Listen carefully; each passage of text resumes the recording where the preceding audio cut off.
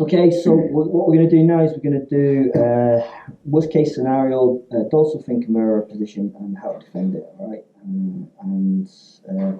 Graham's not going to have the best technique in the world because it's very difficult for me to speak at the same time as him having good technique, so we'll get through it together. Okay, so he's got the dorsal fin position on me, so in reality what a lot of people do to defend this Kimura, so if you grab the Kimura, okay, he's keeping my head out from between his legs at the moment because he's being nice so I can speak to the camera. What a lot of people do at this point is they try and hold on to their clothing or they try and grab their hands together and stuff. What I do at this point is I'm going to grab my own bicep and I put my hand between his legs. So Graham's going to make it a little bit better technique and he's going to drag his head over here. So I need to get my hand in the inside of his thigh. If I don't get my hand on the inside of his thigh, I'm going to be easily Kimura'd. So this hand goes on the inside of his thigh. He's got his Kimura locked in. What I'm waiting for all through this, he'll be yanking and pulling and doing little jerks to try and get it out of there. What I need to do is to wait for a moment where there's a little bit of less pull, okay? And what I'm then going to do is I'm going to unleash myself in a speedy motion, which I'm not very speedy, so I'll try my best. So I'm going to bridge and block and roll out from underneath him, okay? So I've pushed his leg away and I've brought myself in line with his body. At that point, I'm going to grab this arm. Okay, that's going to take some of the pressure off the Kimura that he's trying to work in. Also, at this point, he could just sit back for an armbar, so it's going to be a race of the knees. All right, it really, truly is a race of the knees. So I need to get my knee into this gap before Graham gets his knee into that gap, otherwise he can sit back for the armbar. So I'm kind of holding him over the top of me and I'm holding this in here. All right, hopefully he's not noticed that armbar's there. And then this acts as a frame as well, which is going to allow me to get my leg underneath him. So I can bring this leg up and I can go over the top of his head. I pull, okay? My knee's in that gap. Now I know he can't armbar me.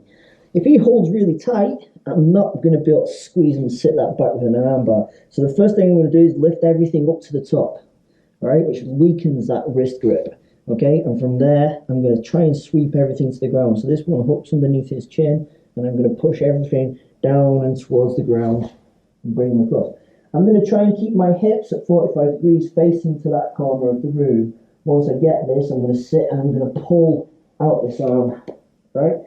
Try and keep my thumb at that end of the room. Trying to keep my knees close together and just not allowing him to hitchhike through it. The reason for this is because when he hitchhikes through it, his thumb has to go through the tightest bit of the armbar to get an escape. So if I manage to hold his arm in that direction and I pull on that, I should get attacked really, really easily. Okay, so that's the first defense to the Kimura. It's really, really straightforward. I'll do it one more time. Okay, so we're in here. He goes and clamps on. I need to have this hand on the inside. If I don't have that hand on the inside, he's just going to clamp on my head with his legs, and I'm going to be in here, and it's really tight, and it's not a nice place to be. So this hand goes in, it creates some space. It stops him sitting on my head, stops him being able to squash me too much. Okay, he'll start jerking and pulling on this arm. He really wants the arm. Okay, when he stops jerking and pulling on this arm, that's the time for me to go. I'm going to step my hips out slightly so I can get to 45 degrees and bridge out. Okay.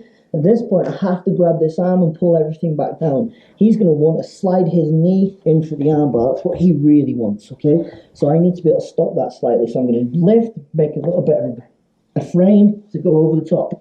Once I've done that, I keep hold of this arm for a bit and I hook on the back of his head.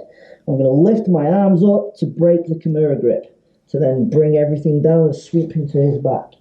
All right, from this position, keep my hips facing 45 degrees and apply the armbar. Pretty good, all right? One of the main reasons why I like this 45 degrees thing as well is if he manages to jerk his arm back and pull it out and all that kind of stuff, it's not such a big deal to start working out to his legs. Okay, so that's a basic Kimura defense. It's the best one, all right? So, well, it's the best one from my point of view, my opinion. Other people might have different opinions, but they're wrong. No, they're not wrong, they're right. Okay, so, give it a go. I use it all the time. It's one of the bases in one of my side control defenses. It also stops the armbar. So, yeah, have a go. Oh, and subscribe, please. It would be very nice if you did.